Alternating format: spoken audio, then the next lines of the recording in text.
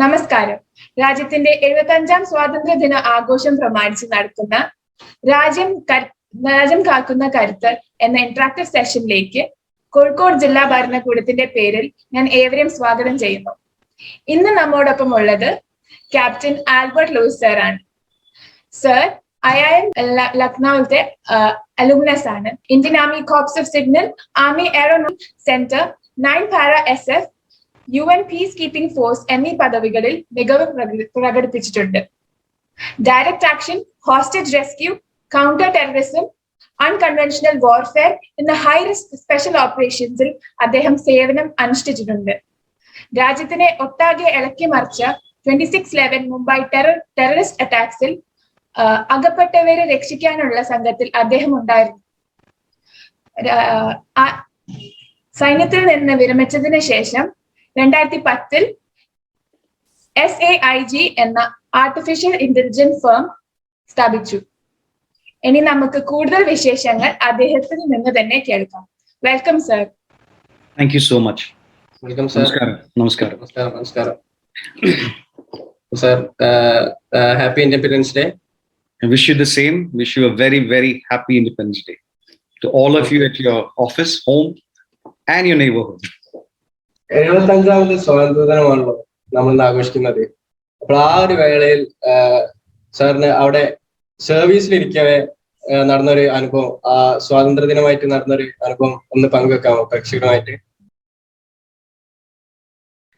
Well, first and foremost, 15 ഓഗസ്റ്റോ അങ്ങനത്തെ ദിവസങ്ങൾ പൊതുവേ നമ്മൾ ചിന്തിക്കുന്നത് ഇങ്ങനെ ഫ്ലാഗ് ഹോസ്റ്റിങ്ങും പരേഡും ഒക്കെ ആയിരിക്കും നോർമലി ആർമിയിലുണ്ടാകും. പക്ഷേ ഞങ്ങളെ സംബന്ധിച്ച് ഞാൻ ഓപ്പറേറ്റ് ചെയ്ത പ്രത്യേകിച്ച് യൂണിറ്റ് പോലെ 9 പാര പോലത്തെ ഒരു യൂണിറ്റിൽ we get to celebrate in the best way. അതിന് കാരണം we are always operating, doing something to defend this country. അപ്പൊ ആ ഒരു ഓപ്പർച്യൂണിറ്റി കയ്യിൽ കിട്ടുന്നതിന് ഏറ്റവും വലിയൊരു ഭാഗ്യമാണ് ഞങ്ങൾ. അപ്പൊ 15th ഓഗസ്റ്റ് എന്ന് പറയുന്ന ദിവസം വന്നു പോകുന്നല്ലാതെ നത്തിങ് സ്പെഷ്യൽ എന്റെ ടൈമിൽ ഞാൻ അത് കണ്ടിട്ടില്ല. We were always operate. But അന്ന് ആ ഒരു ദിവസം ഒരു സ്പെഷ്യാലിറ്റി ഉണ്ട്, ഒരു ഫീലിംഗ് ഉണ്ട്. പക്ഷെ എല്ലാവരും ഇപ്പൊ നമ്മൾ കാണുന്ന 99.99% ആർമി എല്ലാവരും ഓരോ പോസ്റ്റിലോ എന്തെങ്കിലും ഓപ്പറേഷനിലോ ആയിരിക്കും. അപ്പൊ ആ ഒരു സെൻസ് ഓഫ് ഡ്യൂട്ടി ഉണ്ടല്ലോ, best way of celebrating independence ആണ് ഏറ്റവും വലിയ ഭാഗ്യമാണ്. സോ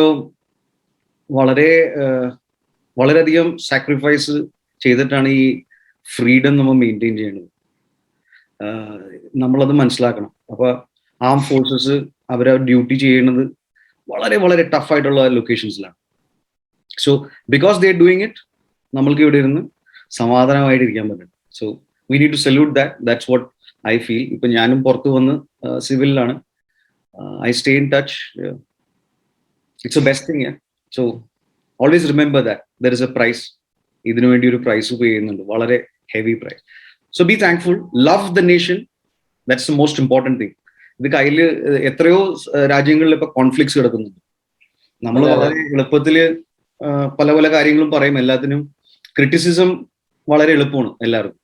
രാജ്യത്തിന് പല പല ആംഗിളിൽ നമ്മൾ ക്രിറ്റിസൈസ് ചെയ്യും. പക്ഷെ ഒരു സിറ്റിസൺ എന്നുള്ള നിലയിൽ first you should love the country. That is the most, love is the most important thing. അതാണ് ഏറ്റവും ഇമ്പോർട്ടൻറ്റ്. നമ്മുടെ രാജ്യം എന്ന് പറയുന്നത് വളരെ ഡൈവേഴ്സ് ആയിട്ടുള്ള നേഷനാണ്. ഡിഫറെന്റ് കൾച്ചേഴ്സ് ആണ്, ഡിഫറെന്റ് ബാക്ക്ഗ്രൗണ്ട് ആണ് എല്ലാവരും.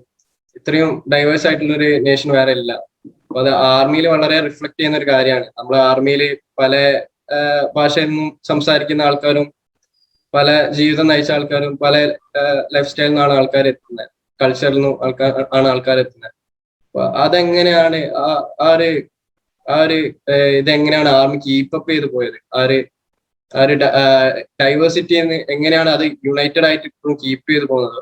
നമ്മൾ ഫോറിൻ ആർമീസ് എടുക്കുകയാണെങ്കിൽ ഇത്രയും ഡൈവേഴ്സ് ആയിട്ടുള്ള ഒരു ഇത് ഉണ്ടാവില്ല. നമ്മൾ അതിൽ നിന്ന് എന്താണ് നമ്മൾ വ്യത്യസ്തമായിട്ട് കാണുന്നത്?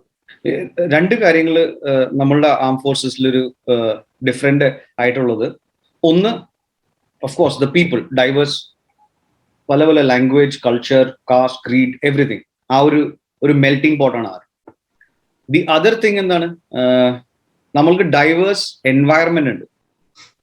ഇന്ത്യൻ ആം ഫോഴ്സസിന് ഡൈവേഴ്സ് എൻവയറമെന്റ് ഉണ്ട്. അപ്പോൾ നോക്കുകയാണെങ്കിൽ ഹയസ്റ്റ് പീക്സ്, ഏറ്റവും ഹയസ്റ്റ് പീക്സ് ഉണ്ട്, ഡെസേർട്സ് ഉണ്ട്, ജംഗിൾസ്, വാട്ടർ ബോഡീസ്. ഏത് തരത്തിലുള്ള ഒരു റീജിയൻ എടുത്ത് എല്ലാം ഇന്ത്യക്കകത്ത്. പല രാജ്യങ്ങളും ഇങ്ങനത്തെ ഒരു ടെറൈനിൽ തന്നെ ട്രെയിൻ ചെയ്യാൻ വേണ്ടി പല വേറെ വേറെ സ്ഥലങ്ങളിൽ പോയി ചെയ്യേണ്ടി വരും. ഓക്കെ, അപ്പൊ ആൾക്കാർ മാത്രമല്ല, ടെറൈനും നമ്മളുടെ വളരെ ഡിഫറെന്റ് ആണ്. അത് ഭയങ്കര ഒരു ഇമ്പോർട്ടൻറ്റ് സംഭവമാണ്. കാര്യം എന്ന് വെച്ചാൽ കൾച്ചറൽ ഡൈവേഴ്സിറ്റിയും കൾച്ചറൽ ഡൈവേഴ്സിറ്റി ഒരു കാര്യം മാത്രമാണ്. നമ്മളുടെ ഒരു എക്സ്പീരിയൻസ് എല്ലായിടത്തും പോയി ഓപ്പറേറ്റ് ചെയ്യുമ്പോൾ വളരെ അധികം കാര്യങ്ങൾ നമുക്ക് മനസ്സിലാക്കാൻ പറ്റും. കാര്യം എന്ന് വെച്ചാൽ ഡെസേർട്ടിൽ താമസിക്കുന്നവരുടെ കൾച്ചർ വ്യത്യാസം ഉണ്ടാവും കമ്പയർ ടു മൗണ്ടനിൽ താമസിക്കുന്നവരെ. വളരെയധികം വ്യത്യാസമുണ്ട്. അവരുടെ സർവൈവൽ റിക്വയർമെന്റ്സ് വളരെ വ്യത്യാസമുണ്ട്. ഇതൊക്കെ വളരെ മൈക്രോസ്കോപ്പിക് കാര്യങ്ങളാണെങ്കിലും കളക്റ്റീവ്ലി ഇത് വലിയൊരു പ്രാധാന്യമുണ്ട് ഇതിന് ജീവിതത്തിൽ. പിന്നെ ആർമിയിൽ എല്ലായിടത്തുനിന്നും ആൾക്കാർ വന്ന് ചേരുന്ന ഒരു സ്ഥലം. പ്രത്യേകിച്ച് കൺവെൻഷനലി നമ്മളുടെ ആർമി എന്ന് പറയുമ്പോൾ റെജിമെന്റേഷന്റെ ഒരു പരിപാടി. അതായത് ഇപ്പൊ മദ്രാസ് റെജിമെന്റ് ആണെങ്കിൽ സൗത്ത് ഇന്ത്യയിലെ ആ റീജിയനിലെ ട്രൂപ്സ് ആയിരിക്കും അതിന്. ഓഫീസേഴ്സ് എവിടെ നിന്നും ആകാം, പക്ഷെ ട്രൂപ്പിന്റെ കോൺസ്റ്റിറ്റ്യൂഷൻ അവിടെ നിന്നായിരിക്കും. മറാഠാസ്, ഗോർഖാസ്. അപ്പൊ ഓരോരോ റീജിയനിൽ അവരുടെ ആ ഒരു മാർഷൽ ക്ലാൻ ആ ഒരു ഇത് അപ്കീപ്പ് ചെയ്യാനുള്ള ഒരു ഇതിനു വേണ്ടി അങ്ങനെയാണ് റെജിമെന്റ്സ് റേസ് ചെയ്തത്. ബട്ട് എന്റെ പോലത്തെ ഒരു യൂണിറ്റ് എന്ന് പറയുന്നത് കംപ്ലീറ്റ്ലി വോളണ്ടറി യൂണിറ്റ് ആണ്. അപ്പൊ ട്രൂലി എല്ലാ സ്റ്റേറ്റിൽ നിന്നും പല ആർമിയിലുള്ളവർ വോളണ്ടറി ചെയ്തിട്ടാണ് സ്പെഷ്യൽ ഫോഴ്സിലോട്ട് വരുന്നത്. യു ഹാവ് ടു വോളണ്ടിയർ, അല്ലാതെ വരാൻ പറ്റില്ല. സോ വന്നിട്ട് ആ ഒരു പ്രൊബേഷൻ 180 ഡേയ്സിന്റെ ഒരു പ്രൊബേഷൻ ഉണ്ട്. അത് പാസ്സായാലും മാത്രമേ അകത്തോട്ട് വരുള്ളൂ. It's A different story. വളരെ ടഫസ്റ്റ് പ്രൊബേഷൻ ആണ് അത്, 180 days. Okay, 100 best of the best വന്നിട്ട് അവിടെ 1, 2, 3% ഒക്കെയാണ് ആൾക്കാർ സെലക്ട് ആണത് അതിനകത്ത്. അപ്പൊ ഓൾറെഡി ആർമി ലൈഫ് കഴിഞ്ഞിട്ട് അത് അവിടെ നിന്ന് മുകളിലോട്ട് അതിന് ടഫർ ആയിട്ടുള്ള ഒരു എൻവയറമെന്റ് ആണ്.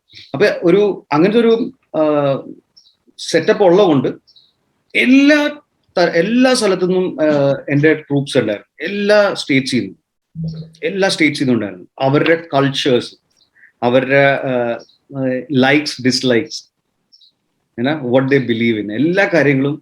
ഫുഡ് ഏറ്റവും ബെസ്റ്റ്. ഒരു ടീം നമ്മൾ പുറത്താണെങ്കിൽ യു ക്യാൻ എല്ലാ സ്റ്റേറ്റിലെയും ഭക്ഷണം കഴിക്കും. ആരെങ്കിലും മാറി മാറി കുക്ക് ചെയ്ത് മതി. You get to eat everything. അപ്പൊ ഇതിലെന്താ കിട്ടുന്നത്? ഏറ്റവും നല്ലൊരു ബിസിനസ് സ്കൂളുകളിലൊക്കെ ചെല്ലുമ്പോൾ എന്താണ്, all business is about relationships അല്ലേ? കണക്ഷൻ എങ്ങനെയാണ്? People do business with people. ശരിക്കും ഓർഗനൈസേഷൻ ടു ഓർഗനൈസേഷൻ അല്ല, it's people to people at the core of it അല്ലേ? അപ്പൊ അവിടെ നിന്ന് കിട്ടുന്ന ലേണിംഗ് ഇന്ന് ഏത് സ്റ്റേറ്റിൽ പോയാലും എനിക്ക് ഹോം ആയിട്ടുള്ള ഫീലിംഗ് ഉണ്ട്. എനിക്ക് ഏലിയൻ അല്ല. അതാണ് അതിന്റെ ഏറ്റവും വലിയ ബ്ലെസ്സിങ്. ഞാൻ എവിടെ പോയാലും എവിടെ വേണമെങ്കിലും പോയാലും പിടിച്ചു നിൽക്കാൻ പറ്റും എങ്ങനെയായാലും. അതെ, അല്ല, ഒരു വോംത്ത് ഉണ്ട്. സ്വന്തം വീട്ടിൽ പോയൊരു ഫീലിംഗ് ആണ്. കാരണം വെച്ചാൽ എനിക്ക് ഏലിയൻ അല്ല. കൾച്ചറും അവരുടെ ആൾക്കാരുടെ ചിന്താഗതിയും ഫുഡും ഏലിയൻ അല്ല. It's same. It's known to me. അപ്പൊ ആ ഒരു ഹാപ്പിനെസ് ഉണ്ടല്ലോ ഏത് സ്റ്റേറ്റിൽ പോയാലും, അതാണ് ഇതിൻ്റെ ഇത്. പിന്നെ how do we maintain this? പല പല സ്റ്റേറ്റിൽ നിന്നും പല പല സ്ഥലത്തു നിന്നും വരുന്നവർക്ക് പല പല ചിന്താഗതികളായിരിക്കും. Right, that is the first thing. എനിക്ക് എൻ്റെ രീതി, നിങ്ങൾക്ക് നിങ്ങളുടെ രീതി, എൻ്റെ ശരി നിങ്ങളുടെ ശരിയല്ല. അങ്ങനെ പല കൾച്ചറൽ നുവാൻസസ്, അവിടെയാണ് കൺവേർജൻസ് വരുമ്പോൾ ഉള്ള problem. But interestingly you have to go back. അത് മനസ്സിലാക്കണമെങ്കിൽ that is what does army do? ഒരു വ്യക്തി ആർമിയിലോട്ട് വരുമ്പോൾ എന്താണ് സംഭവിക്കുന്നത്? Army is like, think of it is like a institution.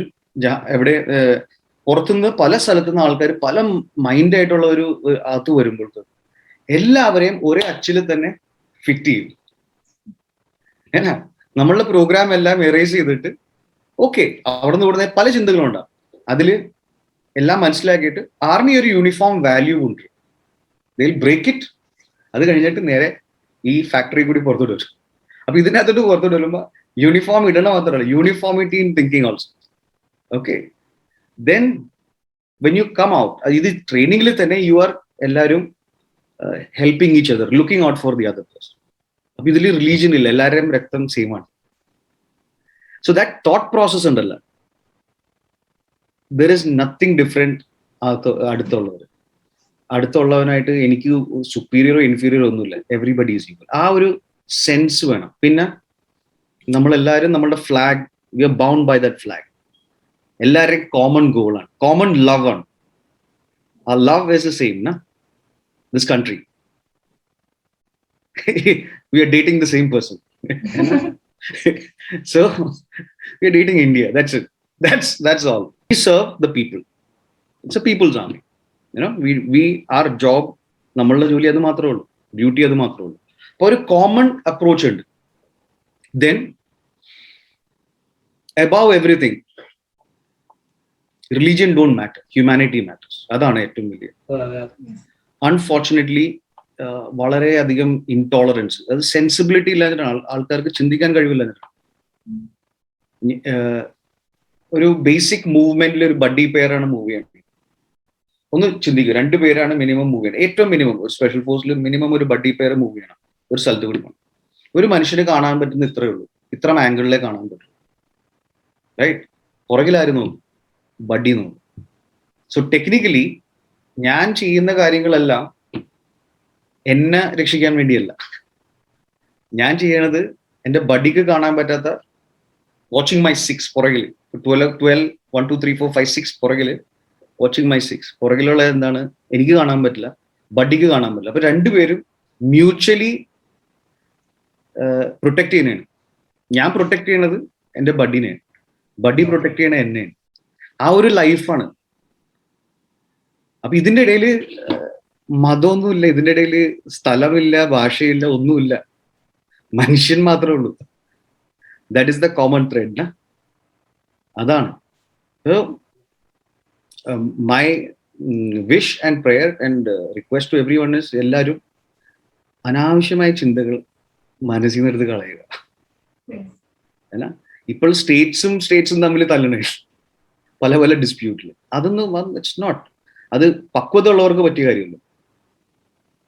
Alright, that is my thought. അതാണ് ആർമിയുടെ that unity and diversity in true sense. So sir, ഡിഫൻസിൽ ചേരാൻ ആഗ്രഹമുള്ള കുറെ പെൺകുട്ടികളുണ്ട്.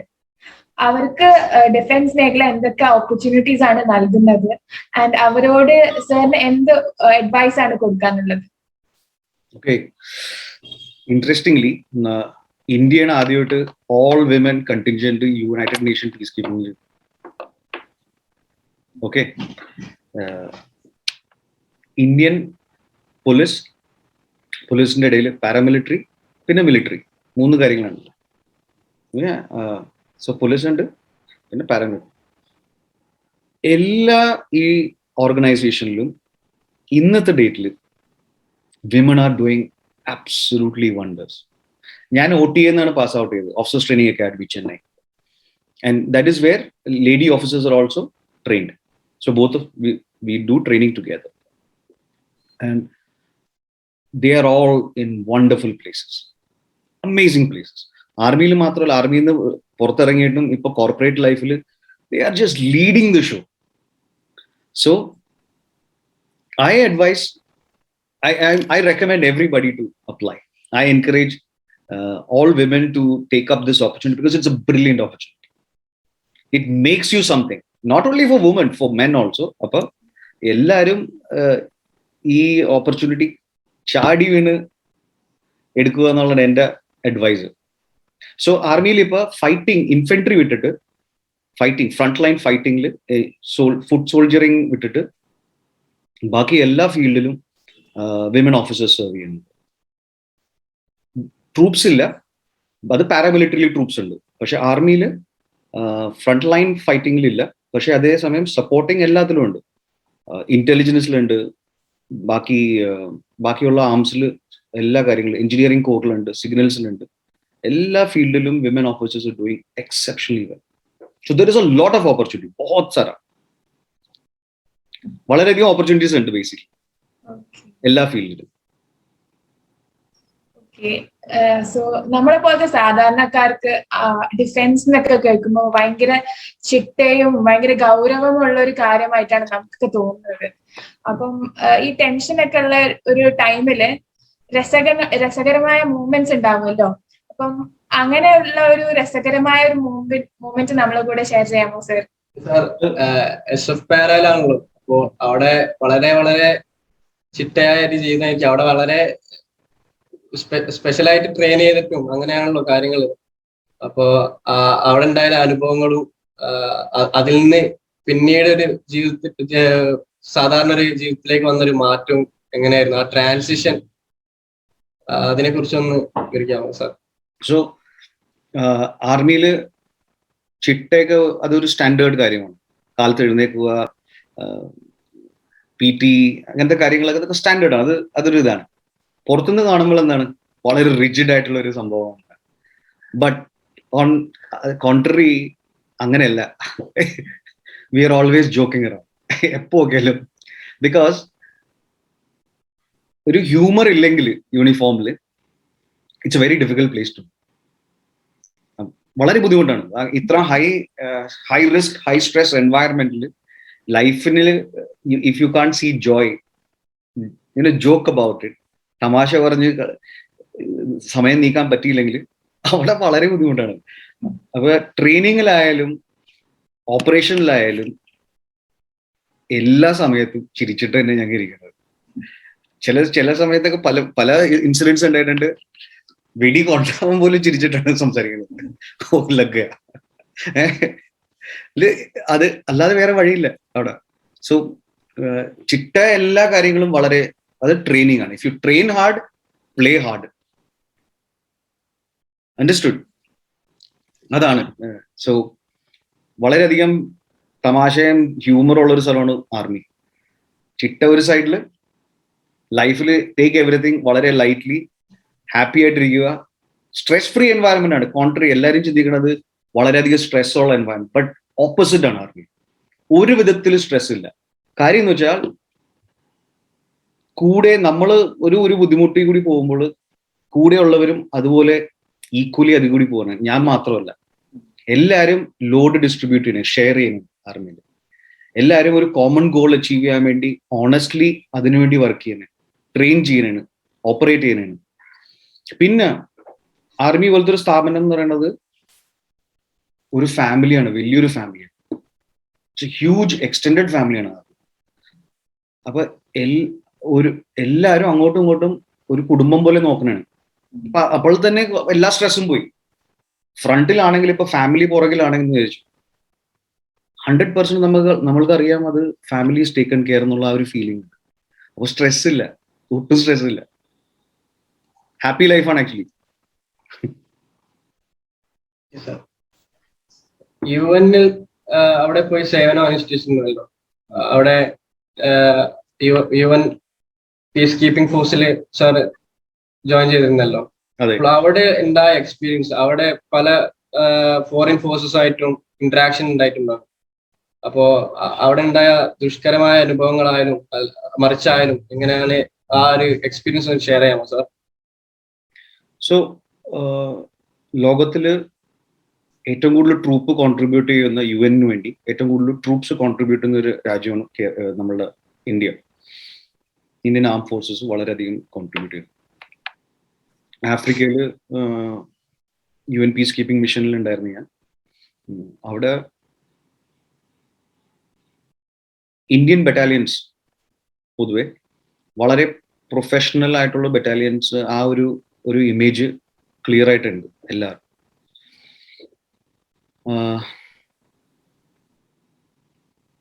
അവിടുത്തെ എക്സ്പീരിയൻസ് ആയിട്ട് പറയാൻ വേണ്ടി കുറെ കാര്യങ്ങളുണ്ട്. പക്ഷെ സർട്ടൻ തിങ്സ്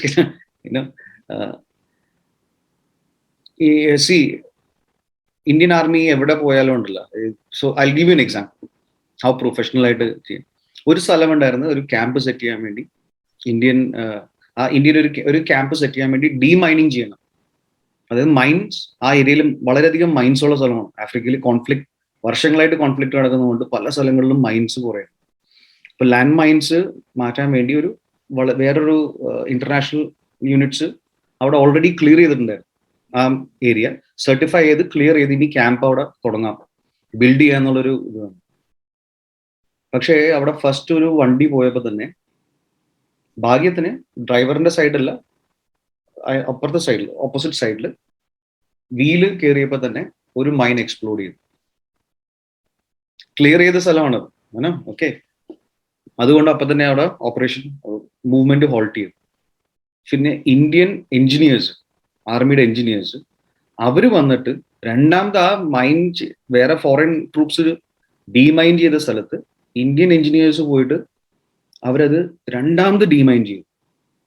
ആ രണ്ടാമത് സർട്ടിഫൈ ചെയ്ത സ്ഥലത്ത് തന്നെ സെയിം സ്ഥലത്ത് അവര് ഇന്ത്യൻ ആർമിയുടെ വന്നിട്ട് ചെയ്തു. ഇന്ത്യൻ ആർമിനെ വിളിച്ചു അവര് വന്നിട്ട് ഒരു കൂമ്പാരമാണ് അവിടെ നിന്ന് മൈൻ എടുത്തത്.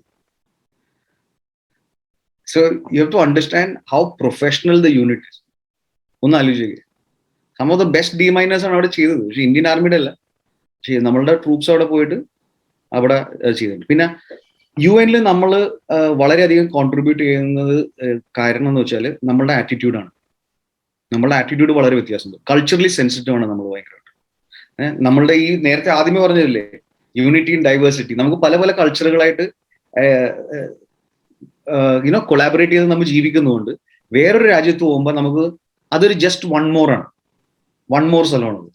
ബാക്കി രാജ്യങ്ങളുടെ സിംഗിൾ കൾച്ചറായിട്ട് വേറെ സ്ഥലത്ത് ചെല്ലുമ്പോൾ ടോട്ടലി ഒരു ബൈനറി പോലെയാണ്, 1 or 0 എന്നുള്ള സീനിലാണ്. ഇന്ത്യൻ ആർമി അവിടെ കോൺട്രിബ്യൂട്ട് ചെയ്യുന്നത് വളരെ സെൻസിറ്റീവായിട്ട് അവരുടെ കാര്യങ്ങൾ മനസ്സിലാക്കാൻ നോക്കണേ. നമ്മൾ അവിടെ പോയിട്ട് ഒരു ഫോഴ്സ് ആയിട്ടല്ല ചെല്ലുന്നത്, ഒരു റെസൊല്യൂഷന് വേണ്ടിയാണ് നമ്മൾ അവിടെ പോകുന്നത്.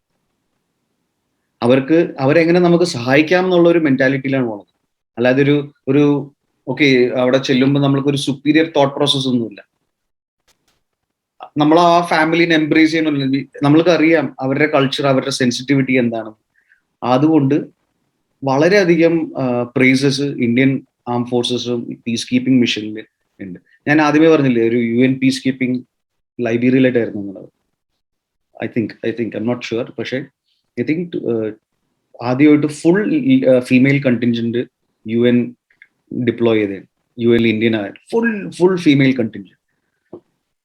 ഇത്രക്കും റിസൾട്ട്, ഇത്ര ഫസ്റ്റ് ക്ലാസ് റിസൾട്ട്സ് ആയിരുന്നു. കാര്യം എന്ന് വെച്ചാൽ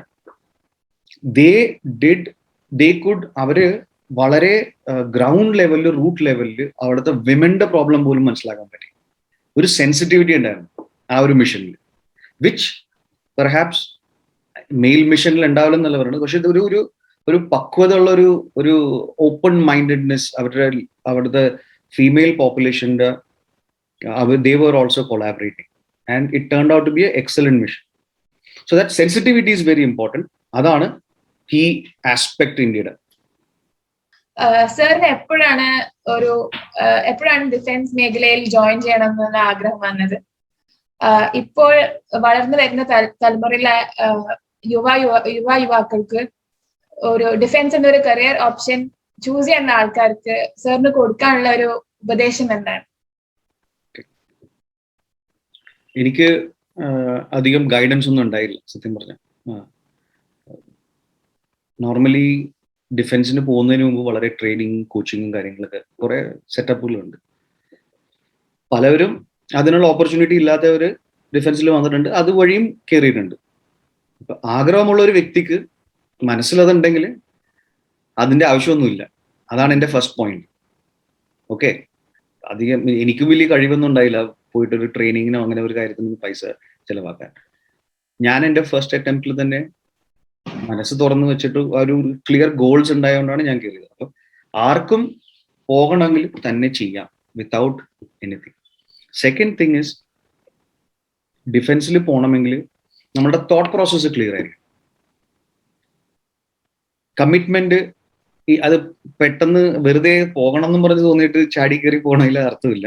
ആ ഒരു കമ്മിറ്റ്മെന്റും ആ ഒരു വിഷൻ ത്രൂ ആൻഡ് ത്രൂ അത് കാണാനുള്ളൊരു കഴിവും ആ ഒരു കരുത്തും കാണിക്കണം. അത് ഇമ്പോർട്ടൻ്റ് ആണ്. ഓക്കെ, ഐ റെക്കമെൻഡ് എല്ലാവരുടെടുത്തും NCCയോ അങ്ങനത്തെ എന്ത് കാര്യം ഉണ്ടെങ്കിലും രാജ്യത്തിന് വേണ്ടി എന്ത് ചെയ്യാൻ പറ്റും, ഒരു യൂണിഫോം തരീക്കയിൽ വരാൻ പറ്റിയ എന്ത് ഓപ്പർച്യൂണിറ്റി ഉണ്ടെങ്കിലും ഐ ഓൾവേസ് റെക്കമെൻഡ്. പല രാജ്യങ്ങളുണ്ട്, ഇസ്രായേലൊക്കെ പോലത്തെ രാജ്യങ്ങളിൽ കമ്പൽസറി ആണ് കോൺസ്ക്രിപ്ഷൻ എന്ന് പറയും, എല്ലാവരും ആർമിയിൽ ജോയിൻ ചെയ്യണം. നമ്മുടെ രാജ്യത്തില്ലത്. പക്ഷെ എന്നാലും രാജ്യത്തിന്റെ ആ ഒരു കോമൺ സ്ട്രെയിൻ ആയിട്ട് കണക്ട് ചെയ്യാൻ പറ്റുന്നുണ്ടെങ്കിൽ കൾച്ചറലി, ഇമോഷണലി, ഫിസിക്കലി എങ്ങനെയായാലും ആർമി പോലത്തെ ഒരു ആർമി, എയർഫോഴ്സോ എന്തായാലും അതിൻ്റെ അകത്ത് ആ ഒരു കോമൺ ത്രെഡിലോട്ട് കണക്ട് ചെയ്യാൻ പറ്റുന്ന എന്ത് പ്രവൃത്തി ഉണ്ടെങ്കിലും ഇതിലുള്ളി രാജ്യത്തിന് വേണ്ടി നല്ലതേ. So I always recommend that people should join. People opportunity ഉണ്ടെങ്കിൽ please apply, please join. Okay, it's one of the best thing. കാര്യം എന്ന് വെച്ചാൽ ഞാൻ ഇന്ന് എന്ത് കേപ്പബിലിറ്റി ഉള്ളത്, ഇന്ന് everything that I am is 100% what I learn army. You go in ഒരു കൺഫ്യൂസ്ഡ് പേഴ്സൺ ആയിട്ടാണ് അകത്തോട്ട് പോകുന്നത്. പക്ഷെ അകത്ത് കയറി കഴിയേണ്ട, ആർമിയിൽ കയറി കഴിയേണ്ട, ആർമിയിൽ നിന്ന് പുറത്തോട്ട് വരുമ്പോഴത്തേക്കും once you wear the uniform from the training academy വളരെയധികം പക്വത വരും.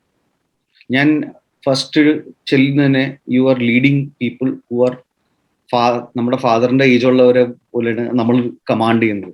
അപ്പോൾ ഒരു 10-20 വയസ്സുള്ള ഒരു വ്യക്തി ഓപ്പറേഷനിലൊരു ഇത്ര എക്സ്പീരിയൻസും ഉണ്ട്. എൻ്റെ അത്ര പ്രായമുള്ള എക്സ്പീരിയൻസ് ഉള്ളവർ സർവീസ് തന്നെ ഉണ്ട് അവർക്ക്.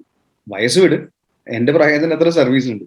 അപ്പൊ അവരെ ലീഡ് ചെയ്യണമെങ്കിൽ ഒരു വളരെയധികം പക്വത വേണം. തമാശ കളിച്ചൊന്നും നടക്കാൻ പറ്റുന്നില്ല. ഇവിടെ ഒരു ഡിസിഷൻ അങ്ങോട്ടും ഇങ്ങോട്ടും മാറിക്കഴിഞ്ഞാൽ ജീവൻ പോണത് ഒരു കാര്യം, പക്ഷെ ഓപ്പറേഷൻ രാജ്യത്തിന്റെ സുരക്ഷയുടെ കാര്യമാണ്. അത് സെക്കൻഡ് നേച്ചറിലൊന്നും ഒരിക്കലും വെക്കാൻ പറ്റില്ല. അപ്പൊ ആ ഒരു മെച്യൂരിറ്റിയും ലേണിങ്ങും ആർമി പോലത്തെ ഒരു സ്ഥാപനം 100% തരും.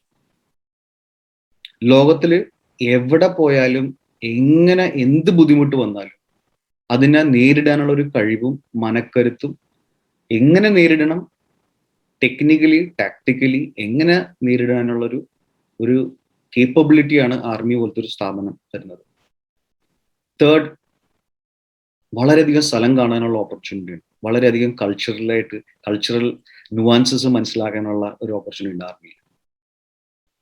ആൻഡ് മോസ്റ്റ് ഇമ്പോർട്ടൻ്റ്ലി ഇന്ത്യ എന്ന് പറയുന്ന വാട്ട് ഈസ് ഇന്ത്യ, അത് ഏറ്റവും കൂടുതൽ ആർമി പോലത്തെ ഒരു സ്ഥലത്താണ് മനസ്സിലാക്കാൻ പറ്റുന്നത്.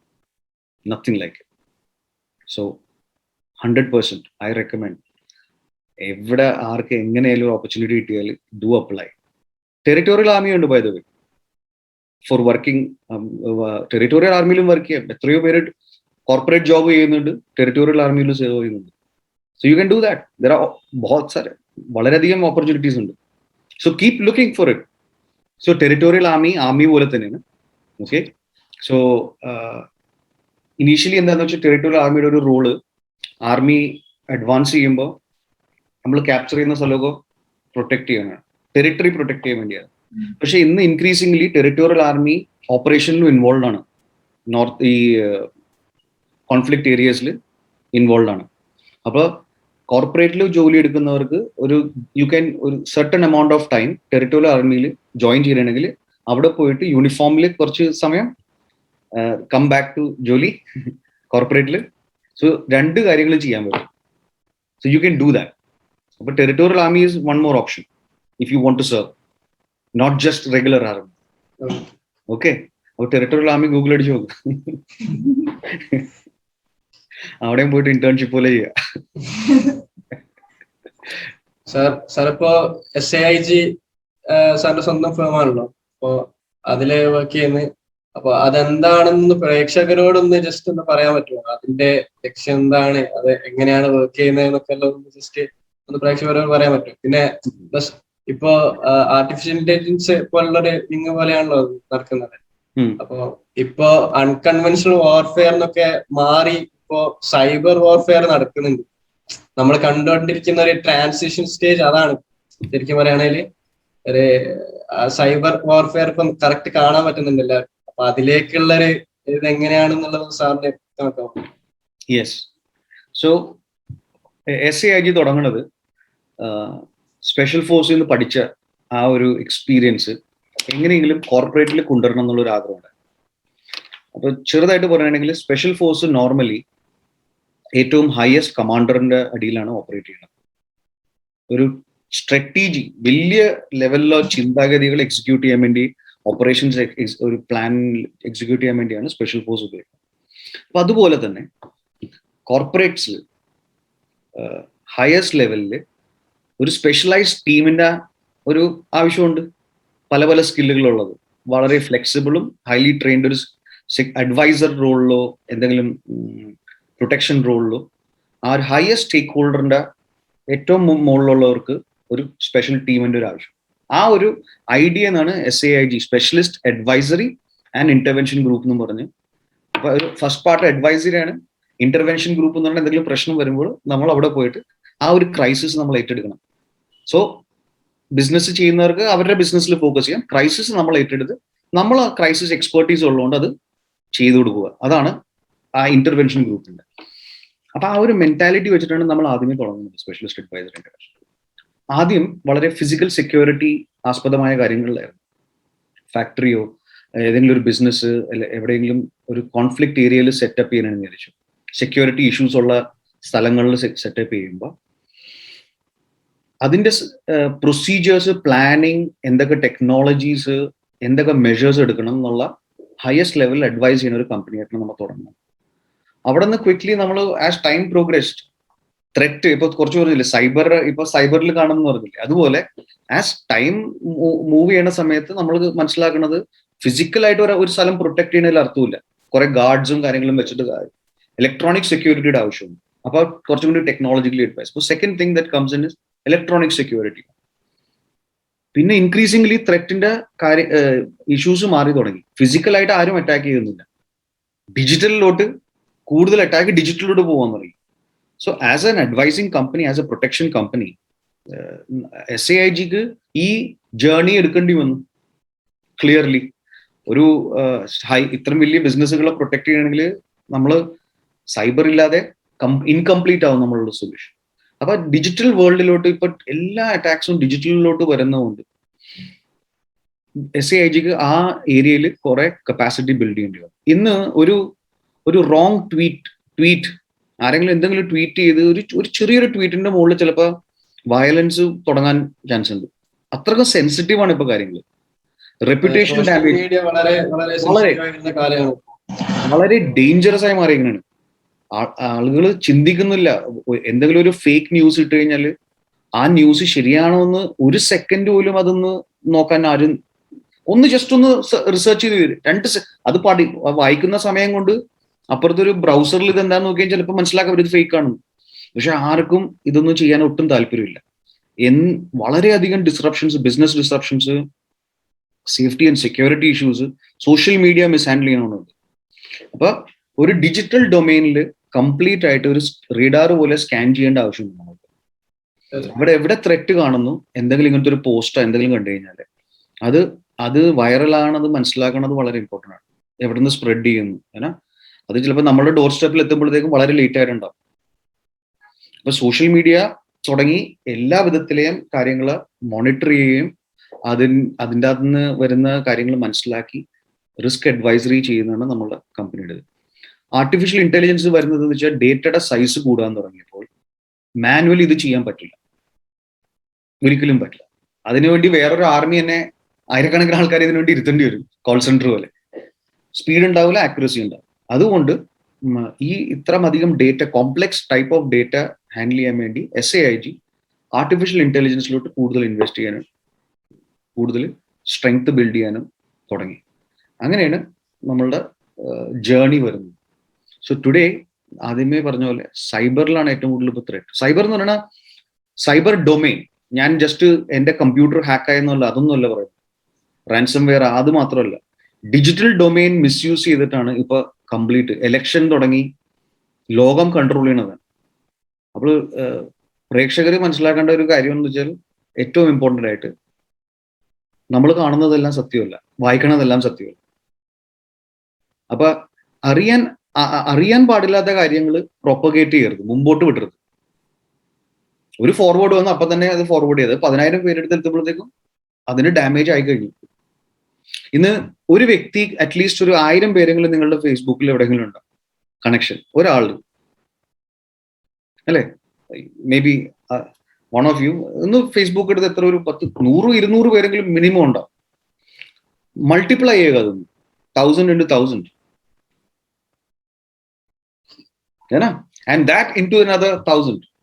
So speed at which information wrong or right information spread ചെയ്യണത് തീ പോലെയാണ് പടരുന്നത്. പല പല രാജ്യങ്ങളിൽ കംപ്ലീറ്റ് വയലൻസും പ്രൊട്ടസ്റ്റും എല്ലാം കഴിയണത് അന്വേഷിച്ച് വരുമ്പോഴത്തേക്കും ഒരു ചെറിയൊരു സോഷ്യൽ മീഡിയ ട്വീറ്റൊക്കെ ആയിരിക്കും, ഇറസ്പോൺസിബിളി പോസ്റ്റ് ചെയ്തൊരു കാര്യമായിരിക്കും. ഓക്കെ, സോ സൈബർ എന്ന് പറയുമ്പോൾ threat is real. Nations are അത് ഉപയോഗിച്ച് വേറെ രാജ്യങ്ങൾ ഇലക്ഷൻ ആയാലും ക്യാമ്പയിൻ ആയാലും അതൊക്കെ ഗവൺമെന്റ് തന്നെ മാറ്റണമാണ്. So it is sensitive. So be responsible. എല്ലാവരും വളരെ അധികം ഉത്തരവാദിത്തോടെ തന്നെയാണ് ഈ സോഷ്യൽ മീഡിയ ഹാൻഡിൽ ചെയ്യുന്നത്. അനാവശ്യമായ കാര്യങ്ങൾ ഫോർവേഡ് ചെയ്യരുത്. അറിയാൻ പാടില്ലെങ്കിൽ അറിയാൻ പാടില്ല, കിൽ ഇറ്റ് അവിടെ തന്നെ. എന്നാ വളരെയധികം ഡാമേജ് ഉള്ളതായിരുന്നു. So be responsible. ഈ എഐയുടെ സ്വാധീനം ആർമിയിലേക്ക് എങ്ങനെയാണ് ഉണ്ടായത്? ഞാൻ പറഞ്ഞില്ല അഖിൽ, നമ്മളുടെ ഉദ്ദേശം എന്താണ്? ഉദ്ദേശം ഇസ് ടു ഐഡന്റിഫൈ ചെയ്യുക ത്രെറ്റ്സ്. ഒരു പുക വരുന്നതിന് മുമ്പ് തന്നെ നമുക്കത് മനസ്സിലാക്കണം. തീ ആകുന്നതിനല്ല, പുക വരുന്നതിന് മുമ്പ് തന്നെ മനസ്സിലാക്കണം. അപ്പോൾ ഒരു ത്രെറ്റ് ഇന്റലിജൻസ് എന്നുള്ള ഒരു പെർസ്പെക്റ്റീവ്, അതായത് ഒരു റേഡാറായിട്ട് ചിന്തിക്കുക.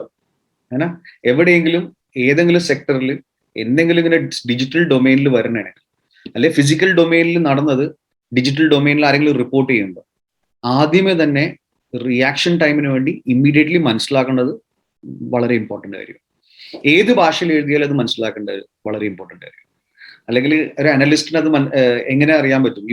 ഇപ്പോൾ ഗൂഗിളിൽ ഇരുന്നിട്ട് കുറെ സെർച്ച് ചെയ്യാം, പക്ഷെ എന്നാലും കറക്റ്റ് സാധനം കയ്യിൽ കിട്ടില്ല. അപ്പൊ ഇവിടെയാണ് നമ്മൾ ആർട്ടിഫിഷ്യൽ ഇന്റലിജൻസിന്റെ വളരെയധികം ഉപയോഗിക്കും. നമ്മൾ ട്രെയിൻ ചെയ്യും. നമ്മൾക്കറിയാവുന്ന നോളജ് നമ്മൾ മെഷീനിലോട്ട് ട്രെയിൻ ചെയ്യാനാണ്, എക്സ്പീരിയൻസിൽ കോഡ് ചെയ്യാനാണ്. എന്നിട്ട് മെഷീൻ എടുത്ത് പറയുകയാണ് you have to do this. പോയി ഈ ടൈപ്പിലുള്ള ഡേറ്റ പുൾ ചെയ്യുക, കണക്ഷൻസ് എന്താണെന്ന് മനസ്സിലാക്കുക. ഏന്നാ പോസിറ്റീവായിട്ട് സംസാരിച്ച് എന്തൊക്കെയാണ്, നെഗറ്റീവായിട്ട് സംസാരിച്ച് എന്തൊക്കെയാണ്. അപ്പൊ അങ്ങനെ അത് മനസ്സിലാക്കി അതിൽ നിന്ന് ഇന്റലിജൻസ് എക്സ്ട്രാക്ട് ചെയ്തിട്ട് അതിൽ നിന്ന് അഡ്വൈസറി സ്റ്റേക്ക് ഹോൾഡറിന്, അതായത് ബിസിനസ് ഹെഡ്സിന് കൊടുക്കുമ്പോൾ അവർക്ക് അതിനനുസരിച്ച് ആക്ഷൻസ് എടുക്കാൻ പറ്റും. അപ്പൊ പ്രോബ്ലം വലുതാകുന്നതിന് മുമ്പ് തന്നെ നമുക്കത് കൺട്രോൾ ചെയ്യാൻ പറ്റും. ഓക്കെ, സോ റെപ്യൂട്ടേഷൻ ആണ് ഏറ്റവും വലിയ. ഒരു കമ്പനിയുടെ പേര് പോയി കഴിഞ്ഞാൽ പോയി, എല്ലാവർക്കും ഒന്ന് സ്വന്തം പേരാണ് ഏറ്റവും വലുത്. ഇമേജ് മോശമായി കഴിഞ്ഞാൽ തീർന്നു, അല്ലെ? ആ പല സമയത്തും ചില മറ്റേ നൂഡിൽസിൽ എന്തോ പ്രശ്നമുണ്ടെന്ന് പറഞ്ഞിട്ട് ഒരു പ്രാവശ്യം കിടക്കും, ആ ഒരു കമ്പനിയുടെ തന്നെ എന്തോരം ബിസിനസ്. അപ്പൊ ഇങ്ങനത്തെ കാര്യങ്ങളൊക്കെ വളരെ ഇമ്പോർട്ടൻ്റ് ആണ്. Okay, so AI is use for all this. ഇതിനു വേണ്ടി ഉപയോഗിക്കുന്നത്.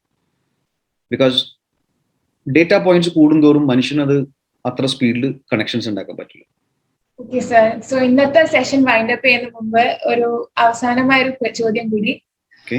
ഇപ്പോഴത്തെ കൊറോണ കാലഘട്ടത്തിൽ എല്ലാരും എന്താ പറയുക, ലോക്ക്ഡൌണിൽ കൂടി എക്സ്പീരിയൻസ് ചെയ്ത ആൾക്കാര് അടച്ചുപൂട്ടിയൊരു ജീവിതമായിരുന്നല്ലോ. അപ്പം കുറെ പേർക്ക് ഡിപ്രഷൻ റേറ്റ്സും സൂയിസൈഡ് റേറ്റ്സും വളരെ കൂടുതലാണ്. ആൾക്കാരായിട്ട് സംസാരിക്കാൻ പറ്റാത്ത ഒരു സ്ഥിതി വരുമ്പോൾ ആണ് ഇങ്ങനത്തെ ഒരു പ്രശ്നങ്ങൾ വരുന്നത്. അപ്പോൾ സാറ് സ്പെഷ്യൽ ഫോഴ്സസിന് വേണ്ടി വർക്ക് ചെയ്ത ടൈമിൽ ഡീപ്പായിട്ടുള്ള ഓപ്പറേഷൻസിന് പോയപ്പം ഫാമിലി ആയിട്ട് കണക്ട് ചെയ്യാൻ പറ്റാണ്ട് എന്താ പറയാ അങ്ങനത്തെ ഒരു സിറ്റുവേഷനിലായിരുന്നല്ലോ. അപ്പൊ ആ ടൈമിൽ സാർ എങ്ങനെയാണ് സാറിന്റെ physical and mental health maintain ചെയ്തത്? ഇതിന്റെ കറക്റ്റ് ആൻസർ എൻ്റെ അടുത്തില്ല. എന്നാലും കുറച്ച് കാര്യങ്ങൾ ഫണ്ടമെന്റൽ ആയിട്ട്, ഒന്ന് നമ്മൾ നമ്മളെ തന്നെ സ്നേഹിക്കണം, നമ്മളെ തന്നെ വാല്യൂ ചെയ്യണം. അതൊരു ബേസിക് റിക്വയർമെന്റ് ആണ് ഒരു മനുഷ്യന്റെ ലൈഫിൽ. നമ്മളുടെ അടുത്തുള്ള കേപ്പബിലിറ്റി, അതിൽ ആ കോൺഫിഡൻസ് നമ്മൾ കാണിക്കണം. ഏറ്റവും important, it's very very important. നമ്മൾക്ക് നമ്മളെ തന്നെയോടുള്ള സ്നേഹം ഉണ്ടെങ്കിൽ വേറെ ആരെയും വാലിഡേഷൻ്റെ ആവശ്യമില്ല.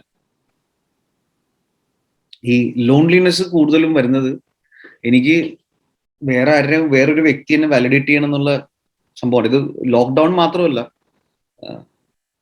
യു ജസ്റ്റ് സെഡ് ലോക്ക്ഡൗൺ മാത്രമല്ല, ഇതേ സിമിലർ സിറ്റുവേഷൻ ആണെന്ന് സോഷ്യൽ മീഡിയയിലുള്ളത്. ഒരു ഐസൊലേഷൻ, എല്ലാവരും ഒരു പ്രൈവറ്റ് റൂമിലാണ്, ഒരു വെർച്വൽ വേൾഡിലുമാണ്. ഇന്ന് ലോക്ക്ഡൗണിൽ അത് തന്നെ നടക്കണം. So one is build good relationship with people. Genuine ആയിട്ടുള്ള ആൾക്കാരെ, നമുക്ക് 1-2 സുഹൃത്തുക്കൾ മതി, വേറെ ഒന്നും വേണ്ട. വാലിഡേഷൻ ആവശ്യപ്പെടേണ്ട ആവശ്യമില്ല, 1-2 അത്ര മതി. സന്തുഷ്ടമായിട്ട് ജീവിക്കാൻ വേണ്ടി വേറെ ഒന്നും വേണ്ട. സെക്കൻഡ്ലി കുറച്ച് ആക്റ്റീവ് ആയിരിക്കണം. എന്തെങ്കിലും ചെയ്യണം. ഇപ്പൊ ഞാൻ ഗിറ്റാർ ഉണ്ട്, സാക്സോഫോൺ ഉണ്ട്. എന്നെ സംബന്ധിച്ചോളം ഞാൻ ഇതൊക്കെ ചെയ്തുകൊണ്ടിരിക്കും. I keep doing this. Okay, but most importantly, you just need to make good friends, one or two, that's it. Don't adil koodulla oru avashyamilla. Nobody has to go for beyond that. What can I say here? I really don't have the answer to this. Idu valare difficult question ആണ്. Frankly പലതും പറയണമെങ്കിൽ പറയാം. പക്ഷെ ഇതില് basic എന്ന് പറഞ്ഞാൽ സ്വയം ഇഷ്ടം വേണം നമുക്ക്, നമ്മളെ തന്നെ വാല്യൂ വേണം നമ്മൾ.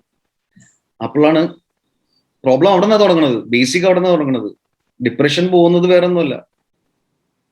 അപ്പുറത്ത് നോക്കിയിട്ട് ഓക്കെ അയാൾക്ക് കിട്ടി എനിക്ക് കിട്ടിയില്ല, പിന്നെ താരതമ്യപ്പെടുത്തേണ്ട ആവശ്യമൊന്നുമില്ല. ഞാൻ വളരെ ഗ്രേറ്റ്ഫുൾ ആണ്. ഇത് കാര്യം ഞാൻ എനിക്ക് എന്തെങ്കിലും ബുദ്ധിമുട്ട് വരുമ്പോൾ ഞാൻ നോക്കുമ്പോൾ ഞാൻ ദൈവമേ എത്രയോ പേര് എന്നെയും കാട്ടി കഷ്ടപ്പാടില്ല അല്ലെ. എനിക്ക് ഇന്ന് എത്രയോ എന്റെ സുഹൃത്തുക്കൾക്ക് കൈയും കാലും കണ്ണും ഇല്ലാത്തവരുണ്ട്. ഇത് ബിക്കോസ് എപ്പോഴും ഡിപ്രഷനിലൊക്കെ പോണതിന് മുമ്പ് ആദ്യമേ നോക്കുക, എന്റെ പ്രോബ്ലം ജെന്യുവൻലി ആ ലെവലാണോ, എന്നെയും കാട്ടി കഷ്ടപ്പെടുന്ന ആരെങ്കിലും. ഞാൻ അങ്ങനെ ചിന്തിക്കുന്നത്. വെറുതെ നമ്മൾ ചില സമയത്ത് നമ്മളുടെ ചെറിയൊരു പ്രോബ്ലം എടുത്തിട്ട് അതിങ്ങനെ വലുതാക്കി നമ്മൾ തന്നെ ഡിപ്രഷൻ കൊണ്ടുവന്നത് പൊതുവെ. ബട്ട് ജെന്യുവൻലി ആൾക്കാർക്ക് പ്രോബ്ലം ഉണ്ട്. But speak to someone. ഒരിക്കലും അത് സമ്മൺ എന്ന് പറയുമ്പോൾ നല്ല ആളുടെ അടുത്ത് സംസാരിക്കണം. Maybe if you speak to someone who's wrong also, that is a problem. So just genuinely care for your self. അതും വളരെ ഇമ്പോർട്ടൻ്റ് ആണ്. ജെന്യുവൻലി താങ്ക് ഗോഡ് നമ്മൾക്ക് ഉള്ള ബ്ലെസ്സിങ്സ് കൗണ്ട് ചെയ്യുക.